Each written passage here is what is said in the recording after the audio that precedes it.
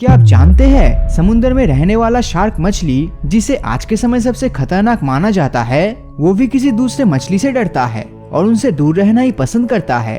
और ये जीव और कोई नहीं बल्कि मासूम सा दिखने वाले डॉल्फिन्स है। एक शार्क हमेशा तैरते समय इस बात का पूरा ध्यान रखता है कि उसका आमना सामना किसी डॉल्फिन से ना हो जाए। इस वजह से शार्क हरदम अपने आसपास नजर लगाए बैठा रहता है कि उसकी तरफ कोई डॉल्फिन ना आ सके। शार्क जितना भी ताकतवर और खूंखार शिकारी क्यों ना हो, लेकिन डॉल्फिन जैसी होशियारी किसी भी समुद्री जीव में नहीं है। यह अपनी होशियारी और तेज दिमाग के बलबूते पर दूसरी मछलियाँ, यहाँ तक इंसानों को भी शार्क के हमले से बचा लेती है। पर अब सवाल ये है कि आखिर एक शक्तिशाली शार्क अपने से काफी छोटे और मासूम से दिखने वाले डॉल्फिन से आखिर डरता क्यों है? असल में डॉल्फिन्स के बच्चे शार्क का पसंदीदा खाना है और अक्सर शार्क डॉल्फिन के बच्चों को जिंदा निगल जाता है। तो इसीलिए डॉल्फिन शार्क को अपना सबसे बड़ा दुश्मन मानते हुए हमेशा उसके ऊपर हमला करने की कोशिश करता है और अपने आसपास शार्क दिखाई देते ही सभी डॉल्फिन्स इकट्ठा होकर शार्क पर टूट पड़ता है। डॉल्फिन्स बेहद ही फुर्तीला जीव है। इसके शरीर में मौजूद हड्डी और मांसपेशियां डॉल्फिन के शरीर को लचीलापन प्रदान करता है, जिस कारण ये शार्क की तुलना में ज्यादा तेजी से पानी में तैर सकता है।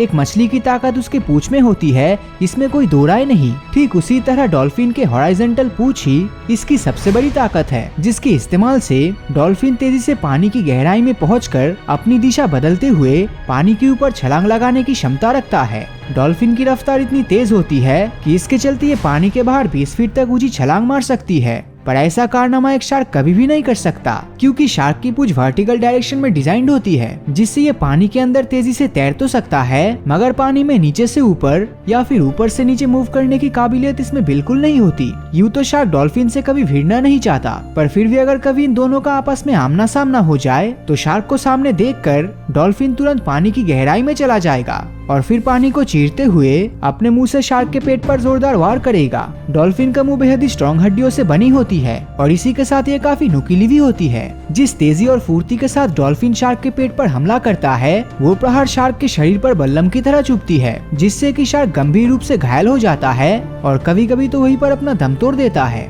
शार्क हमेशा अकेले ही तैरना पसंद करती है, जबकि डॉल्फिन एक झुंड होकर पानी में रहता है। शार्क डॉल्फिन से डरता है, इसका एक और रीजन भी हो सकता है, क्योंकि अगर किसी शार्क ने डॉल्फिन के ऊपर अटैक कर दिया तो तब डॉल्फिन के बाकी झुंड आकर शार्क पर लगातार अपने खंजर जैसे मुंह से वार करता जाएगा, जब तक वो शार्क के पेट को चीरकर उसे मौत के घाट उतार न दे। समुद्र में रहने वाली किलर व्हेल, जो कि ग्रेट व्हाइट शार्क के तुलना में काफी बड़ा और खूंखार शिकारी है, वो भी डॉल्फिन के आसपास मदद के लिए हमेशा तैयार रहता है, क्योंकि किलर व्हेल डॉल्फिन प्रजाति का ही जीव है और इसके शरीर के गुण और खूबियां डॉल्फिन जैसा ही होता है। तो जब भी शार्क और डॉल्फिन की लड़ाई होती है तो किलर व्हेल तुरंत आके डॉल्फिन के साथ लड़ाई में हिस्सा लेकर शार्क को ऐसा मजा चखाता है कि उसके पास भागने के अलावा दूसरा कोई चारा नहीं रहता। डॉल्फिन्स के आईसाइट बहुत ही वीक होते हैं और कुछ तो जन्म से ही अंधे होते हैं, लेकिन इसके बाद भी ये पानी के अंदर सभी तरह की चीजों के बारे में सही जानकारी जुटाने में सक्षम है। डॉल्फिन्स के शरीर से मैग्नेटिक वेव्स निकलती है, जो इकोलोकेशन प्रोसेस के दौरान यानी दूसरे चीजों से होने वाली आवाज को सुनकर